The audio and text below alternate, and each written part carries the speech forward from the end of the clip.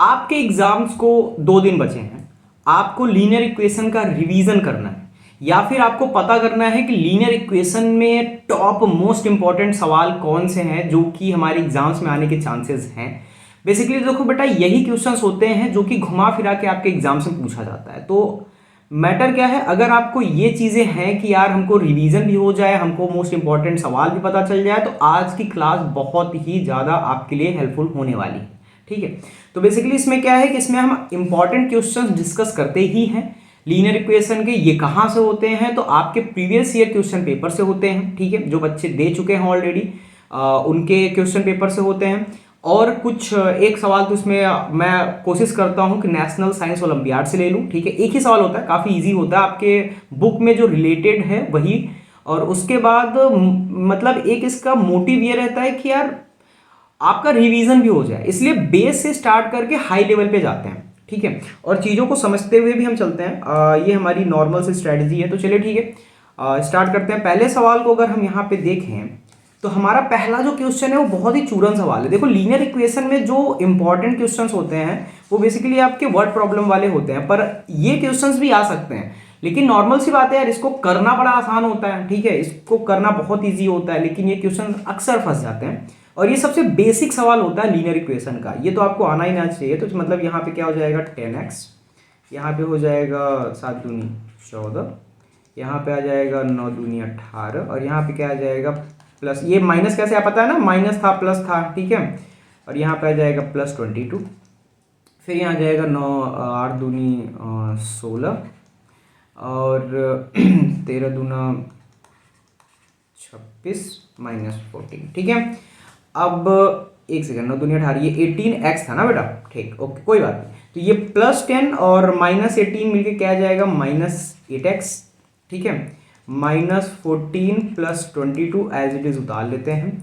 और यहाँ पे क्या है 16x -26 -14। ठीक है, तो अब x वाले पार्ट को इधर लेके जाएंगे, क्योंकि अगर इसको इधर लेके आएंगे तो मैटर ये होगा कि वो माइनस में आ जाएगा। तो हमारा जो आंसर है उसमें x माइनस में आएगा। और कोशिश क्या यार, ये रूल है कि x को कोशिश करिए कि माइनस में ना रखिए। ठीक है, बाद में -1 से मल्टीप्लाई दोनों साइड करके उसको इक्वल कर सकते थे, पर ठीक है यार, अभी से लेके चलते हैं। ठीक, क्या दिक्कत है। तो हम इसको उधर लेके जाएंगे तो क्या हो जाएगा, ये हमारा 16x -8x था तो +8x हो जाएगा। और इन दोनों को उधर लेके जाएंगे तो पहले उधर जो ऑलरेडी थे उनको लिख लेते हैं 22, और ये -26 तो +26 हो जाएगा। ये -14 था तो +14 हो जाएगा। अब ये 14 से 14 कट जाएगा, 8 16 8 24x। ठीक है, 6 7 8 2 2 4, यानी x की वैल्यू क्या आ गई 48/24, यानी x की वैल्यू आ गई बेटा आपका 24 दूना 48, x की वैल्यू आ गई आपकी 2। ठीक है, तो देखो यार, ये काफ़ी एक चूरन सा सवाल था, काफ़ी एक हल्का सा सवाल था, काफ़ी बेस लेवल का सवाल था। तो ये क्वेश्चन को समझना इसलिए इंपॉर्टेंट हो जाता है कि यार बेस तो आना चाहिए ना। मान लो कि ये सवाल आपका आगे हाफ मार्क्स का 1 नंबर का आना चाहिए, बेस रिवीजन बेस से देख रहे हो तब भी इंपॉर्टेंट है, मोस्ट इंपॉर्टेंट बेस से देख रहे हो तब भी इंपॉर्टेंट है। ठीक है, चलिए ठीक है, आगे चलते हैं। हाँ, ये सवाल भी आने के काफ़ी चांसेस होते हैं, क्योंकि देखने में क्या है ना, ये सवाल बड़ा खतरनाक दिखता है पर होता नहीं है खतरनाक। मैटर यही है कि देखने में तो साला बड़ा खतरनाक लगेगा कि ओ माय गॉड ये कैसे होगा। ठीक है, लेकिन होता नहीं है खतरनाक। तो चलिए ठीक है, इसको सॉल्व करते हैं। तो सबसे पहले ये ब्रैकेट खोल लेते हैं। तो 5 पे है, माइनस है बाहर, ब्रैकेट खोलेंगे तो अंदर वाला 7 जो प्लस में था माइनस में हो जाएगा, जो अंदर 5 माइनस में था वो प्लस में हो जाएगा। उसके बाद यहाँ पे 9 है, ब्रैकेट ओपन करेंगे, यहाँ पे -3 और अंदर -4 है। ठीक है, और ये 7/5। ठीक, उसके बाद यहाँ पे इसको और सिंप्लीफाई कर लें तो यहाँ पे आ जाएगा 10a -7। ठीक है बेटा, सॉरी। और यहाँ पे क्या होगा, यहाँ पे आ जाएगा आपका 5 है और यहाँ हो जाएगा -3। ठीक है, और ये इज इक्वल टू 7/3। अब हमको ऑलरेडी ये चीज़ पता थी कि यहाँ पे जब ये तरीका हो जाता है ब्रैकेट ओपन करने के बाद, अब हमको क्या करना है यहाँ पे, अब हमको यहाँ पे क्रॉस मल्टीप्लिकेशन करना है। ठीक है, यहाँ पे बेटा हमको क्या करना है, यहाँ पे हमको क्रॉस मल्टीप्लिकेशन करना है। हमने सीखा हुआ है कि इस वैल्यू को मल्टीप्लाई कर दो इस वैल्यू के साथ। ठीक है, क्रॉस मल्टीप्लाई ना, और इस वैल्यू को मल्टीप्लाई कर दो इस वैल्यू के साथ, ठीक है। तो क्रॉस मल्टीप्लिकेशन हमसे क्या कहता है कि क्रॉस मल्टीप्लिकेशन, ठीक है, क्रॉस मल्टीप्लिकेशन। चलो ठीक है, इसको करके देखते हैं। तो 3 10a-7 is equal to 7 5a-3, ठीक है। 30a 21 35a, वाह 21 दोनों में आ रहा है, क्या बात है। ओके हाँ, अब क्या सीन है कि अब ये 30 और ये 35 पे है, ठीक है। तो एक काम करो, इसको उधर भेज दो, तो 35a-30a इधर हो जाएगा, और ये -21 और ये क्या है +21, ठीक है।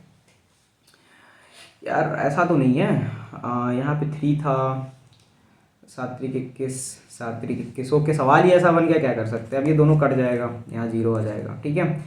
और अब यार एक साइड आपका 0 आ चुका है, तो जाहिर सी बात है। अब देखो यार, मैटर क्या है कि आपको ये सवाल आना चाहिए, हो सकता है फ्रेमिंग में थोड़ी सी प्रॉब्लम हो गई हो, क्योंकि यहाँ 0 नहीं आ सकता है। मतलब आपके सवाल क्लास 8th के हिसाब से यहाँ पे 0 नहीं देगा। अगर यहाँ 0 आ जाता है ना बेटा, तब तो बड़ा लफड़ा है, क्योंकि आप लिख सकते हो ऐसे, कोई दिक्कत नहीं है। चलो ठीक है, कर लेते हैं, ठीक है। अगर कुछ दिक्कत होगी, सवाल में कुछ गलत होगा, तो आप बता देना कमेंट सेक्शन में कि सर आपने यहाँ गलती की है। मैं देखने नहीं जा रहा हूँ, क्योंकि मेरा मेन कॉन्सेप्ट है कि आपको कॉन्सेप्ट समझ में आना चाहिए। सवाल इंपॉर्टेंट है, नॉर्मल सी बात है। तो अब यहाँ पे क्या होगा, यहाँ पे आपका आएगा 5 पे =0, तो a = 0/5, ठीक है। 0/5 हो सकता है, 5.0 नहीं हो सकता है, ठीक है। इस पे कभी बाद में आराम से डिटेल में चर्चा कर लेंगे। लेकिन मान लो कि अगर ऐसा आपका आ भी जाता है, ऐसा कोई, ये चीज़ तो चलो अच्छा हुआ ना कि अगर मान लो आपका 0 आ गया, ठीक है, तो आप कम से कम ये तो नहीं करोगे यार 0 आ गया यार, अब 0.5 होता है कि नहीं होता है। बड़े आराम से होता है बेटा, उसका कोई दिक्कत नहीं है, ठीक है। डिनोमिनेटर में 0 नहीं लेके आओ, न्यूमिनेटर में 0 लेके आ सकते हो, कोई बड़ी बात नहीं, ठीक है। चलिए ठीक है, क्वेश्चन नंबर 3 की तरफ चलते हैं। ये आपका सवाल है, ये नेशनल साइंस ओलंपियाड का सवाल है। बाकी आपके बुक का भी सवाल है, पर ये नेशनल साइंस ओलंपियाड में आया हुआ था, ठीक है। तो इसको हमने वहां से लिया है। A number is first increase by 10%, then decrease by reduce by 10%, the number is. तो देखो बात क्या है, कोई एक पर्टिकुलर नंबर था, ठीक है, उसको हमने 10% इंक्रीज किया, और फिर उसको हमने 10% डिक्रीज कर दिया। तो अब हमसे पूछ रहा है कि वो नंबर क्या होगा, मतलब वो पर्टिकुलरली जो फाइनल रिजल्ट होगा वो कितना होगा, वो इंक्रीज में ज़्यादा होगा कि डिक्रीज में ज़्यादा होगा। तो आपको ये सवाल करना कैसे है, लेट द नंबर बी 100, ठीक है। आप कोई भी रैंडम नंबर ले सकते हो, मैटर नहीं करता, लेकिन बस बात यह है कि चीज़ों को आसान करना है ना। तो चीज़ों को आसान करने के लिए हमने 100 ले लिया। अब जाहिर सी बात है 100 में 10% इंक्रीज करेंगे, ठीक है। अब आपको इतना तो पता है 10% ऑफ 100 = 10, ठीक है। अब 10% इंक्रीज हुआ है, ठीक है, इंक्रीज वैल्यू = 100 + 10, तो कितना हो जाएगा, 110 हो जाएगा। ये आपका हो गया, ठीक है, 10% इंक्रीज करने के बाद। अब बेटा इसमें इस वैल्यू में 10% डिक्रीज किया है, ठीक है। अब इसमें क्या किया है, अब इसमें डिक्रीज किया गया है 10%। तो आपको पता है कि 110 का 10% कैसे निकाला जाएगा, 11 आएगा 10%। 110 का 10% 11 होता है, ठीक है। तो हमने निकाल लिया, कैसे निकाला जाता है, नॉर्मल सी बात पता है, परसेंटेज में थोड़ा बहुत, ठीक है। नहीं पता कमेंट में बता देना, अलग से बता देंगे, कोई दिक्कत नहीं है। पर यार बड़ी चूरन सा चीज़ है कि 100% का 10% कैसे निकालते हैं, 100% का 50% कैसे निकालते हैं, 100% का 30%, या फिर कोई पर्टिकुलर मान लो वैल्यू है कि आपके पास 30 रुपये है, ठीक है। अब 30 रुपये में से आपको 10% निकालना है, तो जाहिर सी बात है 30 रुपये का 10% 3 होगा, कैसे निकलेगा वो पता है यार, पता है आपको, ठीक है। नहीं पता तो बता देना, मैं बता दूंगा, कोई ऐसे बहुत बड़ी चीज़ नहीं है। अब 11 आ गया, ठीक है। अब 11 को हमको माइनस करना है 110 में, ठीक। तो 110 में जब हम 11 माइनस करेंगे बेटा, तो हमारा आंसर आएगा 99। अब ये जो 99 है, अब इस 99 को कंपेयर करना है, कंपेयर करना है किससे, कंपेयर करना है 100 से, ठीक है। और जब हम 99 को कंपेयर करते हैं 100 से तो हमको पता चलता है कि इसमें 1% का डिक्रीमेंट आया है। ठीक है, तो देखो यहां पे तो सिर्फ नंबर पूछा था, द नंबर इज, तो आंसर हमारा तो यहां होगा 99, नॉर्मल सी बात है, आंसर हमारा 99 होगा। पर बेटा मैटर ये पड़ रहा है कि अगर आपसे ये पूछ लिया, क्योंकि ये आपका साइंस ओलंपियाड में सवाल नहीं था, साइंस ओलंपियाड में सवाल था कि डिक्रीमेंट कितने परसेंट का हुआ है, आप परसेंटेज बताओ कि डिक्रीमेंट जो हुआ है वो बेसिकली कितने परसेंट का हुआ है। तो वहां पे आंसर ये होता कि यहाँ पे 1% का, वहां पे 1% का डिक्रीमेंट था। ठीक है, 1% का डिक्रीमेंट था। चलिए आगे चलते हैं। देखिए यार, इतना बहुत बड़ा हाइपिंग सवाल नहीं था, लेकिन आपके एग्जाम के लिए सारे सवाल इंपॉर्टेंट हैं। 10 ही तो सवाल हैं यार, गिन के 10 सवाल हैं, हाथ में गिन सकते हैं 1 2 3 4 5 6 7 8 9 10। ठीक है, 10 सवाल गिन के हैं, 10 सवाल में अच्छे से ध्यान लगा के पढ़ लो। क्वेश्चन नंबर 4 की तरफ देखते हैं। और एक चीज याद रखना, सवाल रटना मत कभी, कॉन्सेप्ट के साथ चलना। ठीक है, यही हमारी एक तरीके से आपसे प्रेयर है, आपसे विनती है कि सवाल को हमेशा कोशिश करो कि कभी फॉर्मूलाज रटो मत, फॉर्मूला को समझ लो, सवालों को समझ लो, मतलब कैसे करते हैं वो तरीका आपको पता चल जाए, बस उसके बाद तो सवाल आपकी मुट्ठी में। अब यहाँ पे है 4/5 of a number is greater than 3/4 of number by 10। तो यहाँ यार हम पहले सीखे हुए हैं वैसे। हाँ, एक चीज़ मैं आपको बोल सकता हूँ कि अगर आपको किसी भी सवाल में दिक्कत आ रही है, प्लेलिस्ट में जाए, वो डिस्क्रिप्शन में जाइए, वहाँ पे मैंने प्लेलिस्ट का ऑप्शन दिया हुआ है लीनियर इक्वेशन का, प्लीज़ पूरा वॉच कर लीजिए अगर आपके पास टाइम है तो। नहीं टाइम है तो आप इसको देख के जा सकते हैं, कोई दिक्कत नहीं है। अगर आपको नहीं समझ में आ रहा है तो यार एक काम कर सकते हो, उसमें जाओ, कान में लगाओ ईयरफोन और लेट जाओ। ठीक है, बस उसको देखते रहो। बस मुझे लगता है अगर आप उसको बस देखते रहोगे तो आपका पूरा कॉन्सेप्ट क्लियर हो जाएगा, आपको ऐसे पेन कॉपी उठाने की ज़्यादा जरूरत नहीं पड़ेगी। ठीक है, तो यहाँ पे हमने कैसे किया था इस सवाल को, याद है आपको? Let the number be x. ठीक है, ऐसे किया था। अब हमसे जो पहला टर्म है, अब हमसे जो केस 1 है, अब हमसे जो केस 1 है वो हमसे क्या बोलता है, 4/5 of a number is greater, 4/5 यानी 4/5 ऑफ अ नंबर, नंबर को हमने एक्स लिया, ऑफ अ नंबर आ गया। सॉरी यार, ठीक है, ऑफ अ नंबर था तो 4/5 ऑफ अ नंबर, नंबर हमारे पास एक्स था। ठीक है, is greater than 3/4 of the number by 10। ठीक है, अच्छा, केस 2 हमारे साथ क्या कहता है, केस 2 कहता है is greater than 3/4 of the number, 3/4 of the number है, ऑफ द नंबर ही एक्स है, of the number greater than 3/4 of the number by 10। ठीक है, अब बाई 10, अब इसका मतलब समझो बेटा, इसका बात समझो। यहां पे दिया हुआ है, एक सेकंड, थोड़ा सा पहले इसको इरेज करें, उसके बाद आपको इसका मतलब अच्छे समझाते हैं। ठीक है, यहां पे दिया हुआ है 4/5 ऑफ अ नंबर, यानी ये जो नंबर है 4/5 of a number is greater than 3/4 of a number by 10, यानी 4/5 of a number is equal to 3/4 of a number. अगर हम करेंगे तो वो हमारा जो 4/5 है वो आपका 3/4 से 10 ज्यादा है, 10 ज्यादा है। और इक्वल्स टू करने के लिए हमको दोनों साइड सेम वैल्यूज लिखनी पड़ती थी। देखो यार, आपको मैंने सिखाया था ना बड़े प्यार से, इक्वल्स टू तो मैंने, मुझे नहीं याद है मैंने कितनी बार आपको बताया, कितनी ज्यादा बार मैंने आपको बताया कि इक्वल्स टू का बेसिकली खेल क्या होता है।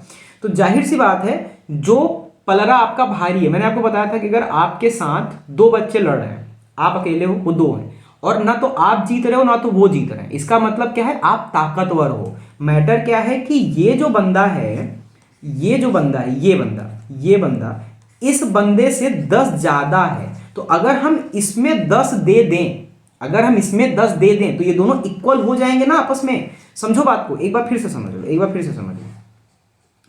लो, मान लो कि ये राम है, अरे यार राम हम छोड़ो, मान लो कि ये आप हो।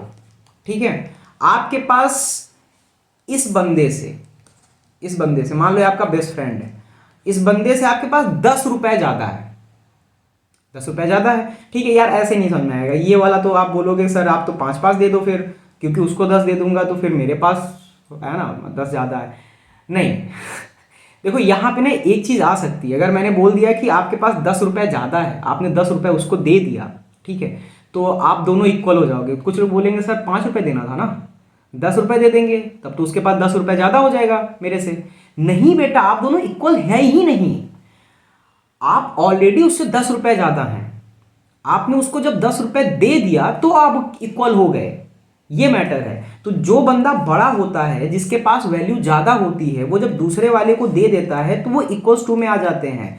देखो यार, इक्वल्स टू का मैंने बहुत अच्छे समझाया था। अब मैं इतने शॉर्ट टाइम में इतना ज़्यादा नहीं एक्सप्लेन कर सकता हूँ क्योंकि और भी काफ़ी इंपॉर्टेंट क्वेश्चंस है हमारे पास। पर मैं इतना बोल सकता हूँ कि इक्वल्स टू एक बार अच्छे से समझ लेना कि इक्वल्स टू का बेसिक स्ट्रक्चर क्या होता है, उसका बेसिक फाउंडेशन, बेसिक मैटर उसका होता क्या है। ठीक है, तो जाहिर सी बात है इसमें हम +10 कर देंगे। ठीक, क्योंकि इक्वल्स टू लगा है, जो वैल्यू बड़ी है, जो ऑलरेडी दिया हुआ है क्वेश्चन में, इतना अच्छा समझ लो, जो क्वेश्चन में दिया हुआ है बड़ा है उसमें कुछ प्लस मत करना, जो छोटी वैल्यू है उसके साथ प्लस कर देना, बस खत्म कहानी। ठीक है, तो यहां पे हमारा 3/4 जो था वो छोटा था तो हमने 3/4 के साथ ऐड कर दिया। अब एक काम करो, अब इसको नॉर्मली सॉल्व कर लेना है। ठीक है, इज इक्वल टू 10, 5 चौक 20, 4 चौक 16, 15x इज इक्वल टू 10। तो यहाँ पे आएगा मेरा, क्या आएगा यहाँ पे मेरा x/20 इज इक्वल टू 10। तो x की वैल्यू 200। ठीक है, x की वैल्यू 200 आई है। ठीक, नॉर्मल सी बात है। अब बाकी आप इसमें डाल के देख सकते हो कि केस 1 केस 2 में क्या जा रहा है। बाकी इसमें कोई ऐसा सीन नहीं था कि आपको इसको प्रूफ करना है, प्रूफ वाला सीन अभी नहीं है, प्रूफ वाले सवाल आगे हैं। ठीक है, okay. The base of an isosceles triangle is 10 centimetre and its perimeter is 20 centimetre. इस सवाल को देने का सिर्फ एक ही रीजन है कि आपको मैं आइसोसेलेस ट्रायंगल की प्रॉपर्टी बता दूं। तो बेटा, आइसोसेलेस ट्रायंगल की प्रॉपर्टी ये होती है कि मान लो कि ये आपका कोई एक पर्टिकुलर ट्रायंगल है। ठीक है, अब ट्रायंगल का बेस भी होता है तो बेस बना देते हैं। तो ये आपका कोई पर्टिकुलर एक ट्रायंगल है। ठीक है, अब इस पर्टिकुलर ट्रायंगल में ये जो दोनों साइड जो आपकी येलो से हैं वो सेम होती हैं। आइसोसेलेस ट्रायंगल का मतलब होता है two sides of a triangle is equal.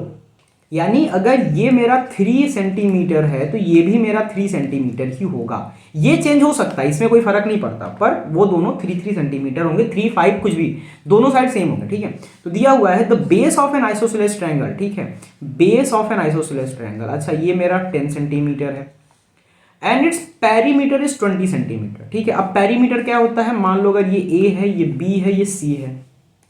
ये सवाल सिर्फ समझाने वाला है, करने को आप कर लोगे। ठीक है, अब पेरीमीटर ऑफ अ ट्रायंगल क्या होता है, sum of A B and C. A B C को मिला दें तो पेरीमीटर बन जाएगा।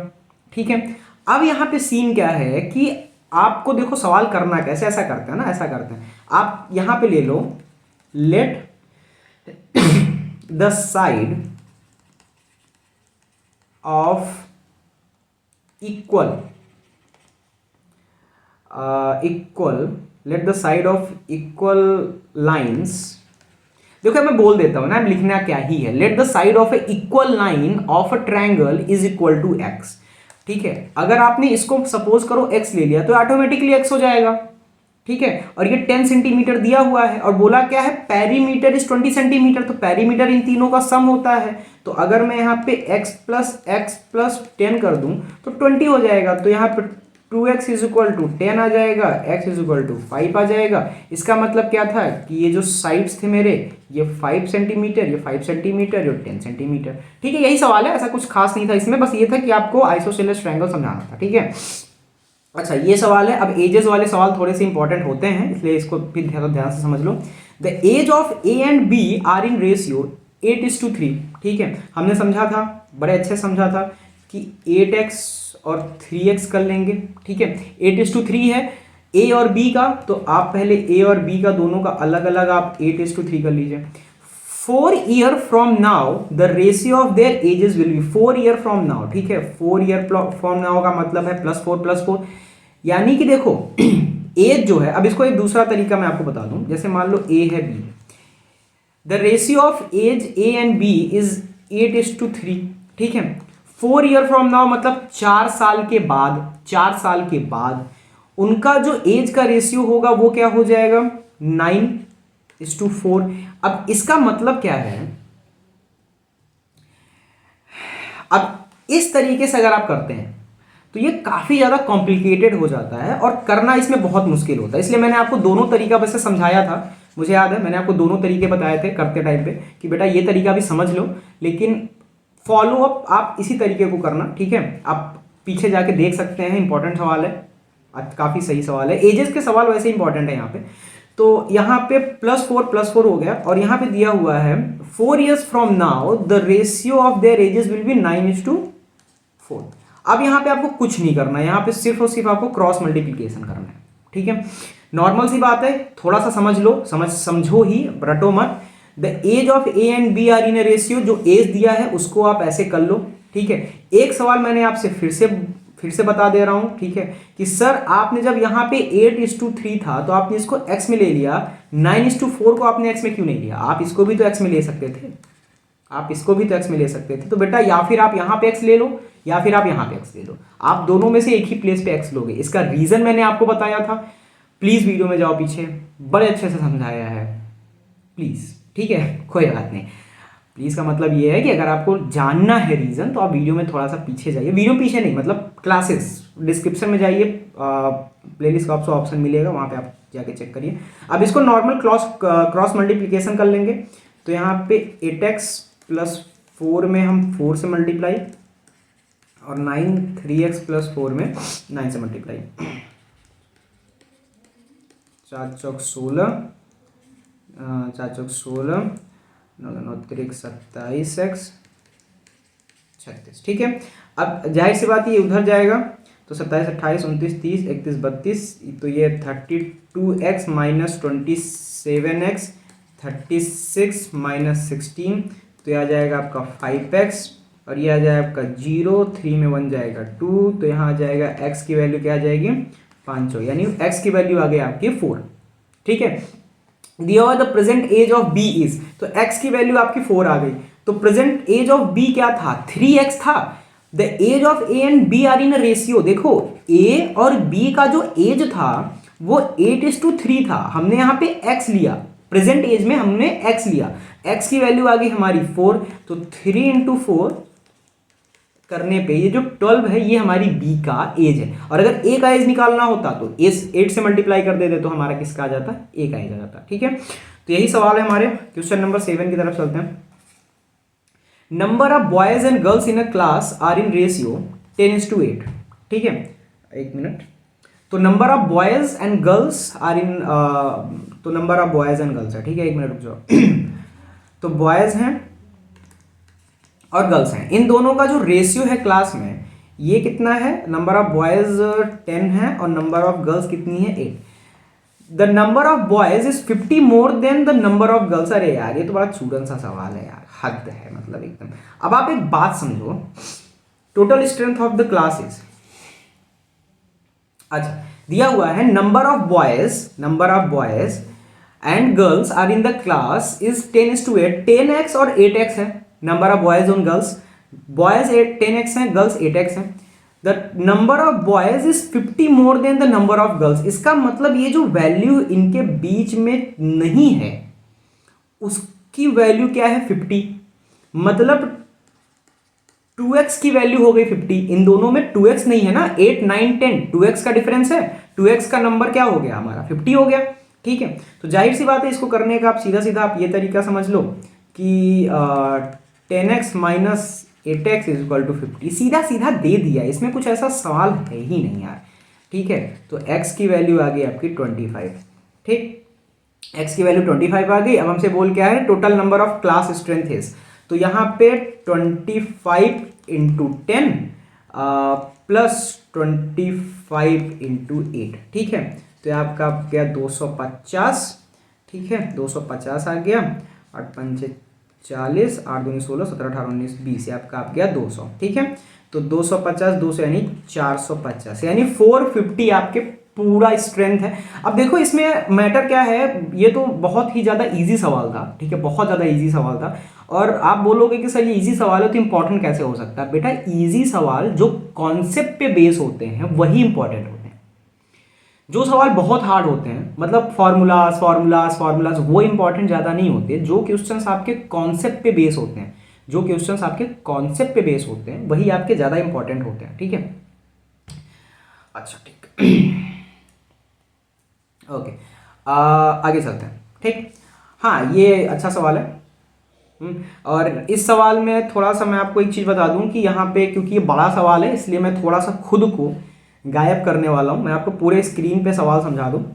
तो दिया हुआ है the length of a rectangle exceed its breadth by 10 centimetre. तो देखो नॉर्मल सी बात है, हमारे पास एक रेक्टेंगल दिया हुआ है, ठीक है, इसकी लेंथ मान लो x है। तो यहाँ पे आप नोट करते जाओ, लेट द लेंथ, किए हुए सवाल है यार, be x, sorry, let the length be x. तो आपने इसको एक्स ले लिया and length of the rectangle exceed its breadth. अच्छा सॉरी सॉरी, यहाँ लेंथ नहीं था, ये आपका ब्रेथ, ठीक है, जो भी है। आपको एक चीज दोनों साइड में से एक चीज आपको एक्स लेनी है, ब्रेथ को आपने एक्स ले लिया, तो आपकी जो लेंथ है वो क्या हो जाएगी 10 प्लस एक्स। तो यहाँ पे आपकी लेंथ जो है, यहाँ आप लिख लेना, then length will be x plus 10, ठीक है। ये आपका एक केस हो गया, ये केस 1 हो गया, ठीक। अब आपसे पूछ रहा है if the length and breadth are each increased by 2 centimetre, ठीक है। तो आपका केस 1 हो गया, ठीक। अब इसमें बोल रहा है कि अगर लेंथ को भी 2 प्लस कर दें और ब्रेथ को भी 2 प्लस कर दें, ठीक है, तो कर देते हैं। तो पहले तो ब्रेथ को 2 प्लस कर देते हैं। तो अगर हम ब्रेथ को 2 प्लस करेंगे तो यहां पे क्या होगा, x प्लस 2 हो जाएगा, ठीक है। और अगर हम लेंथ को 2 प्लस करेंगे तो क्या हो जाएगा, x प्लस 10 प्लस 2 हो जाएगा। बेटा समझ रहे हो ना, लेंथ यहाँ पे x दिया हुआ था, 2 प्लस कर दिया, x प्लस 2 हो गया। ब्रेथ यहाँ पे x दिया हुआ था ना, और लेंथ हमारा x प्लस 10 दिया हुआ था, हमने 2 प्लस कर दिया तो ये हो गया, ठीक है। अब इसको पहले आप नॉर्मली सॉल्व कर लो। एक मिनट यार, हटो भाई हटो, हाँ थैंक यू, ठीक है। अब आप काम करो, इसको नॉर्मली सॉल्व करो अलग अलग। तो ये इसमें सॉल्व क्या करना है, ये तो आपका नॉर्मल x प्लस 2 हो गया ना। सॉल्व तो इसमें लेंथ में करना था, तो लेंथ में जब सॉल्व करोगे तो लेंथ में आ जाएगा x प्लस 12, ठीक है। ये आपके दो केसेस बन गए। अब बोल रहा है the area of new rectangle will be 104 centimetre more than the given rectangle. अच्छा अच्छा ठीक है, ओके। अब हमसे बोल क्या रहा है सवाल, समझो। जो ये नए रेक्टेंगल का एरिया बनेगा, लेंथ और ब्रेथ का, आपको रेक्टेंगल का एरिया का फॉर्मूला याद है ना, लेंथ इनटू ब्रेथ। अगर हम यहां पे लेंथ और ब्रेथ को आपस में मल्टीप्लाई कर दें और यहां पे आपस में मल्टीप्लाई कर दें तो हमारा जो डिफरेंस आएगा 104 आएगा। यही कहना चाहता है घुमा फिरा के, ठीक है। क्योंकि यहां पे क्या सीन है, अब जैसे आप एक काम समझो, थोड़ा सा यहां काम करते हैं, यहां पे कलर चेंज कर लेते हैं। केस 1 की बात करें अगर, तो केस 1 में हमारा एरिया क्या आएगा, एरिया हमारा क्या आएगा, x प्लस 10 है, ठीक है। तो एरिया क्या आएगा हमारा, x square plus 10x, basically यही आएगा एरिया, ठीक है। दोनों को आपस में मल्टीप्लाई करना है। केस 2 अगर हम देखें तो केस 2 देखें तो केस 2 में हमारा एरिया क्या आएगा, x प्लस 2 है और x प्लस 12 है, ठीक है। अब यहां पे हमारा क्या आएगा, x square plus 12x plus 2x plus 24, ठीक है।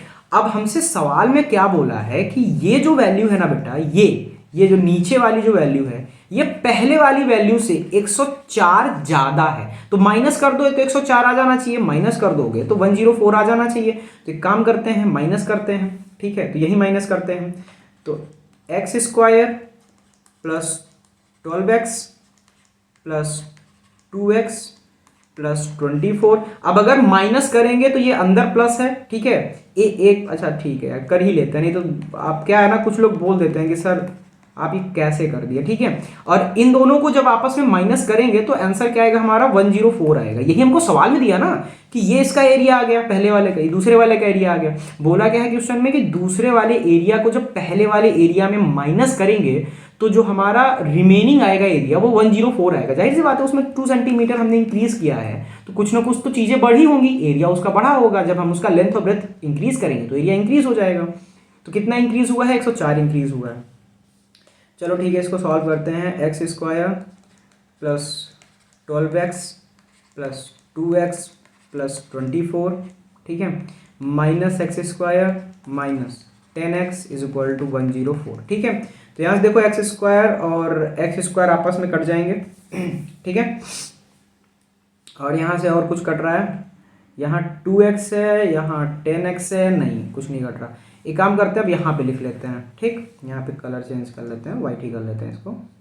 ठीक है, यहाँ पे क्या बचा हमारे पास, 12x है, 2x है, 24 है, माइनस 10x है। ठीक है, तो काम करते हैं, यही थोड़ा सॉल्व कर लेते हैं, थोड़ा सा सॉल्व कर लेते हैं। ये 10x और 12x कितना बचेगा, 2x बचेगा, यहाँ पे 2x बचेगा और यहाँ पे प्लस 2x था, और यहाँ पे क्या है हमारे पास, प्लस 24 था। ठीक है, अब यहाँ पे 104 है, तो यहाँ पे क्या हो जाएगा, 4x हो जाएगा।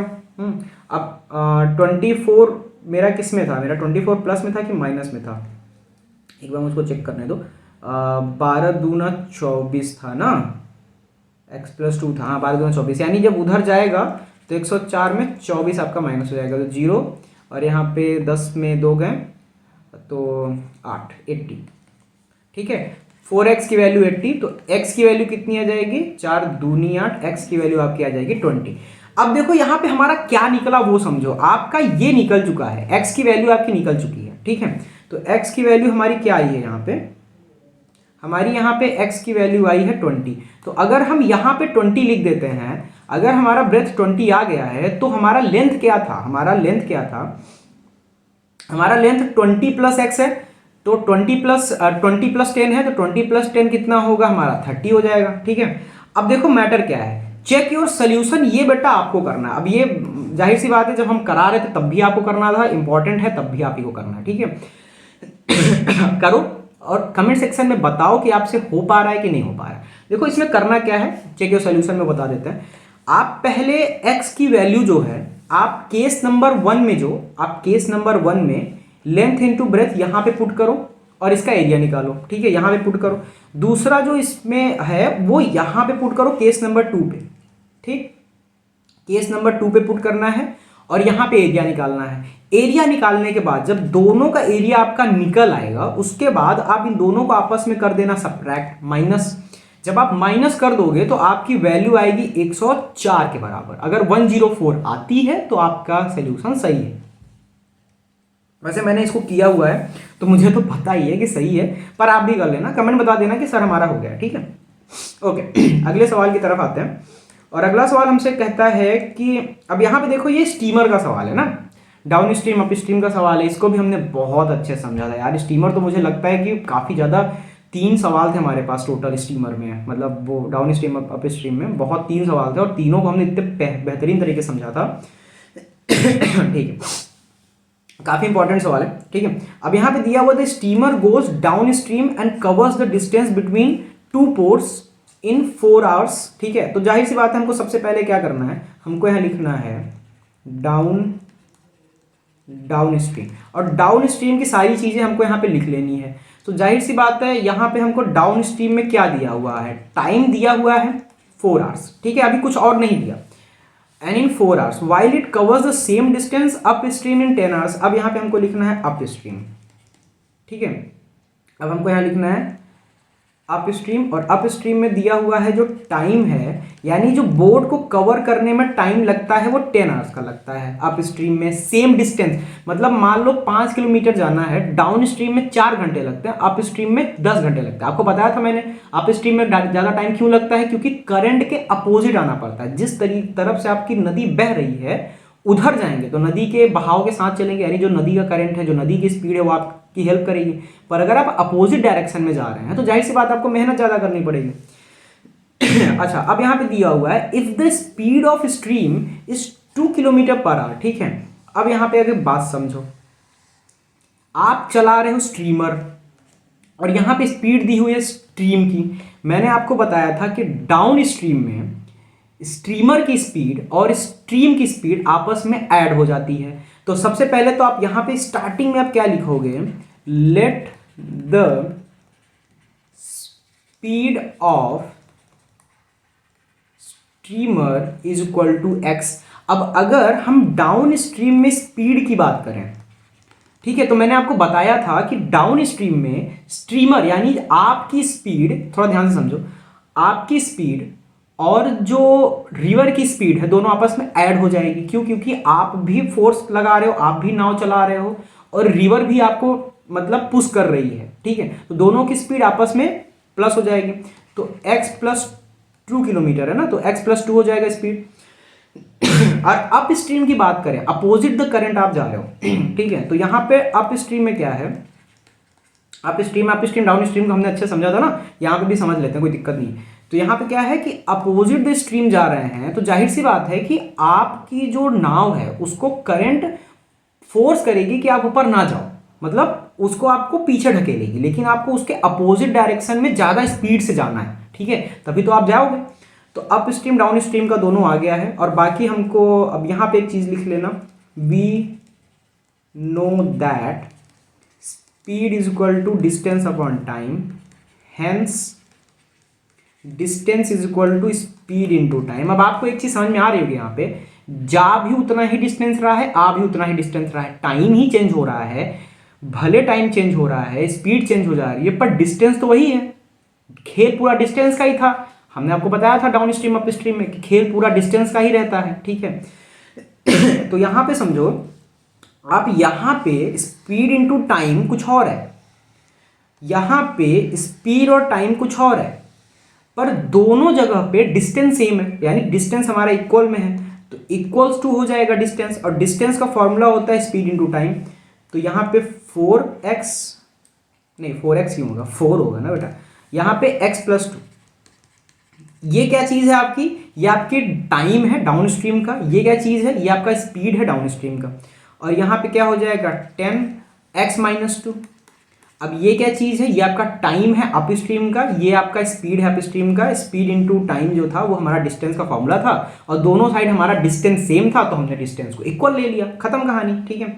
अब यहाँ पे 4x 4 दूनी 8, और यहाँ पे 10x और -20, ठीक है। यहाँ पे नॉर्मल है, आपको फिर उसका वो निकाल लेना है, यहाँ पे वो उधर चला जाएगा तो 6x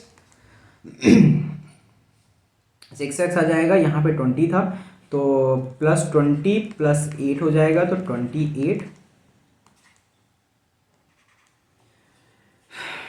+28, ठीक है। अब x की वैल्यू क्या आ जाएगी बेटा, 28/6। अच्छा यहाँ पे ना आप एक बात समझो, यहाँ पे मैं कुछ आपको बताना चाहता हूँ। अब इसमें आप काट दो, 2 3 6, 2 1 2, 2 चौके 8। अब अगर आप 14:3 करेंगे तो ये आपका डिनोमिनेटर्स में आएगा, मतलब आपके पॉइंट के बाद भी आएंगे। तो क्या ये गलत हो गया? क्योंकि अक्सर तो हमने देखा था ना सर, हमारा आंसर एकदम 2 3 5 10 ऐसे ही आता था। कुछ नहीं है बेटा, यही आपका आंसर है बेसिकली, ठीक है। अब यहाँ पे मैटर क्या है कि चेक योर सेल्फ, पहले तो आप अपना आंसर यही रख लो, ठीक है, इसको ज्यादा हच्चा पच्ची मत करो। मैटर क्या है, यहाँ पे क्या है, स्पीड है ना, हाँ स्पीड है, तो स्पीड ये किसका है, स्पीड ये आपका स्टीमर का स्पीड है, ठीक है। स्पीड ऑफ स्टीमर को हमने एक्स लिया था ना। अब देखो मैटर है कि यहां पे आपका 4:3 आ गया, आएगा नहीं आपके जब क्वेश्चंस में, आपके जो आंसर्स आएंगे जब आपके क्वेश्चन पेपर दिया जाएगा उसमें आपका 3 4 10, मतलब एक तरीके से आपका वो ऐसे डिनोमिनेटर के फॉर्म में नहीं आएगा, वो आपका एक नेचुरल वैल्यू आपकी आएगी, उसमें दिक्कत नहीं है। लेकिन आपका यहाँ पे आया है, और इसीलिए मैं बता रहा था कि अगर बाई चांस आ गया तो ऐसा नहीं कि आप एकदम हाइपर हो जाइए, अरे सर अब तो हमको समझ में नहीं आ रहा है, ये तो लफड़ा हो गया सर, इतना तो हमने पढ़ा ही नहीं था। कुछ नहीं है, ठीक है, बहुत बहुत नॉर्मल सी चीज़ है। अब ये आपका आ गया। अब आपको स्पीड निकालनी है डाउन स्ट्रीम, तो आप इसमें +2 करेंगे। अब आपको स्पीड निकालनी है अगर अप स्ट्रीम, तो आप इसमें -2 करेंगे, ठीक है, -2 करेंगे। और अब बेटा आप अगर चेक योर सोल्यूशन में, पहले ही बोला था ये आपको करना होता है check your solution. Check your solution में देखो क्या करना है वो मैं बता देता हूँ। चेक योर सोल्यूशन में क्या करना है कि आपको यहाँ पे वैल्यू पुट करके निकाल लेनी है, ठीक है, और जो डिस्टेंस यहाँ पे आएगा सेम डिस्टेंस आपका यहाँ पे आएगा, ठीक है। Distance is speed into time, जब आप करेंगे यहाँ पे, जब आप x की वैल्यू लिख के आप स्पीड निकाल लेंगे, जब स्पीड इनटू टाइम करेंगे, यहाँ पे जब आप स्पीड निकाल लेंगे स्पीड इनटू टाइम करेंगे, तो जो डिस्टेंस यहाँ पे आएगा वही डिस्टेंस आपका यहाँ पे आएगा, डिस्टेंस आपका सेम आने वाला है। यही आपका चेक योर सोल्यूशन में था, ठीक है। ठीक है, आगे चलते हैं क्वेश्चन नंबर 10 की तरफ, एक बार थोड़ा सा ध्यान से देख लेते हैं। तो क्वेश्चन नंबर 10 हमसे कहता है the distance between two stations is 455 kilometre, ठीक है। अब यार देखो ये आपका ट्रेन वाला सवाल है, ट्रेन वाला सवाल है मतलब आपका डिस्टेंस वाला क्वेश्चन है, ठीक है। डिस्टेंस वाले क्वेश्चन याद है आपको, डिस्टेंस वाले क्वेश्चन में क्या था, पूरा का पूरा जो खेल था वो आपका डिस्टेंस वाला ही था। तो देखिए इसमें कहना क्या चाहता है, the distance between two station is 455 kilometre. तो अच्छा हमारे पास दो स्टेशन हैं, तो एक काम करते हैं पहले हम दो ठो स्टेशन बना लेते हैं, ठीक है, दो स्टेशन बना लेते हैं हम। अब इसके बीच का एक डिस्टेंस है, तो इसके बीच का जो डिस्टेंस है वो डिस्टेंस हमको दिया 455 किलोमीटर का, ठीक है। Two trains start simultaneously from these stations on parallel track, जाहिर सी बात है अलग अलग ट्रैक पे शुरू करेंगी, एक तरफ आ रही हैं, तो यहाँ पे ट्रेन नंबर 1 है, यहाँ पे ट्रेन नंबर 2 है, ठीक है। अब बात यह है कि ट्रेन नंबर 1 जो है इस ट्रैक से इधर आ रही है, और ट्रेन नंबर 2 इस ट्रैक से इधर आ रही है, ठीक है। जाहिर सी बात है अगर एक ही ट्रैक से आएंगे तो वो लोग क्या हो जाएगा, कोलिजन हो जाएगा, भिड़ जाएंगे आपस में, इसलिए वो अलग अलग ट्रैक से है ना, ये वाला इस वाले से आ रही है 2 वाला, और 1 वाला इधर से जा रहा है, ठीक है। अब हमसे बोल रहा है कि the speed of one of them is greater then other by 5 kilometre per hour. तो अगर हम यहाँ पे सवाल, अब देखो इतना तो आपको डायग्राम बनाना है, उसके बाद आपको सवाल में लिखना है let the speed of first is equal to x, hence speed of second will be, second क्या हो जाएगा, x प्लस 5 किलोमीटर हो जाएगा। तो हो गया, आप लिख लिए, ठीक है। अब हम इसको थोड़ा सा डिलीट कर देते हैं क्योंकि सवाल थोड़ा सा लेंदी टाइप का है हमारा। तो यहाँ पे हमारा जो फर्स्ट की स्पीड है वो हमारी x है, और जो सेकंड की स्पीड है हमारी, जो दूसरे ट्रेन की हमारी स्पीड है वो x प्लस 5 किलोमीटर से। मतलब मैटर क्या है कि पहला वाला मेरा अगर x किलोमीटर से चलता है तो दूसरा वाला x प्लस 5 किलोमीटर की स्पीड से चल रहा है, ठीक है। If the distance between two trains after 3 hours, मतलब अब ये समझ लो पहले कि 3 घंटे तक ये लोग चल लिए, पर्टिकुलरली 3 आवर्स तक ये लोग चल लिए, ठीक है, और कुछ डिस्टेंस पे ये लोग पहुंच चुके हैं, 3 घंटे तक ये लोग चल चुके हैं, कुछ डिस्टेंस पे ये लोग पहुंच चुके हैं।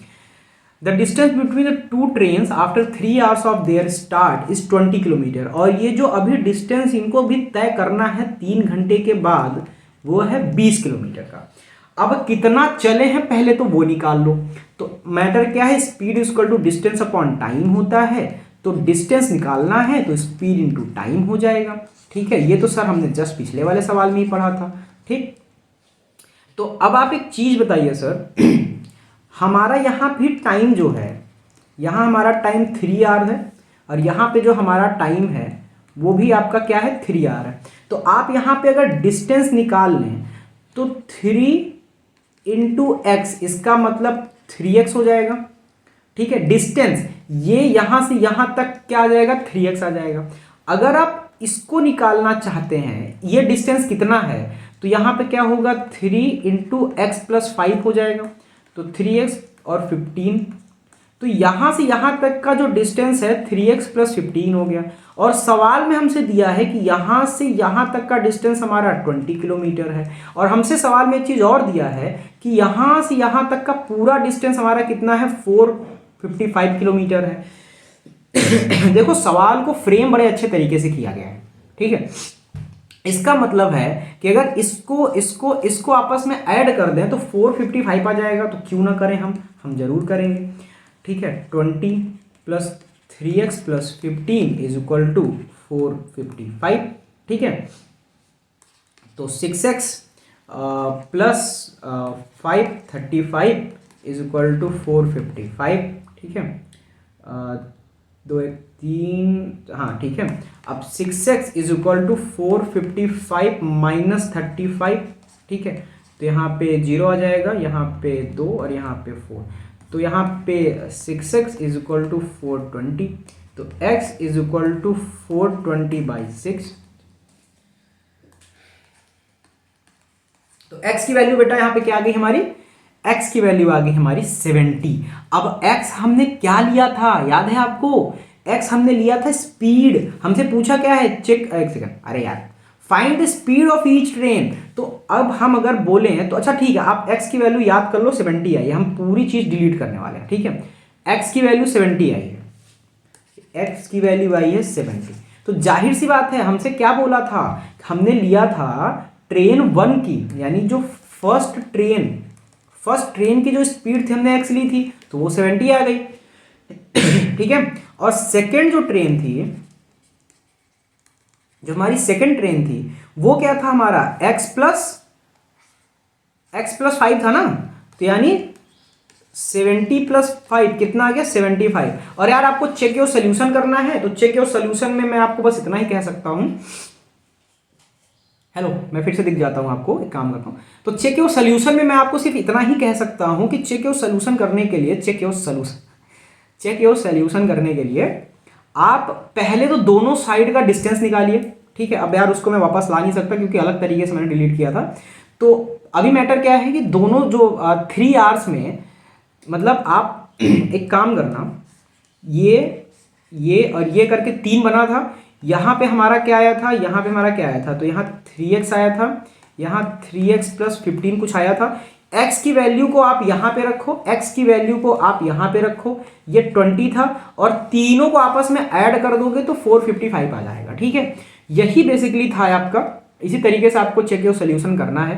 तो यार देखो, मेन मोटिव क्या है, मेन मकसद क्या था, मेन मकसद ये था कि आपको पूरा चैप्टर एक बार समराइज हो जाए, आपका पूरा चैप्टर एक बार रिवीजन हो जाए, अच्छे तरीके से हो जाए, जो मोस्ट इंपॉर्टेंट क्वेश्चन है, क्योंकि देखो पूरे चैप्टर में इसके अलावा और कुछ है भी नहीं। एजेस के सवाल हमने कवर कर लिया, डिस्टेंस के सवाल मतलब ट्रेन वाले या फिर कोई भी चीज़ है, नॉर्मल सवाल या फिर रेशियो वाले सवाल, जितने भी क्वेश्चंस आपके लीनियर इक्वेशन में होते हैं वो सारे के सारे पूरे सवालों को अभी हमने कवर किया है यहाँ पे, ठीक है। बाकी हम लोग अपने अगले क्लास में मिलेंगे किसी एक नए तरीके को समझने के लिए।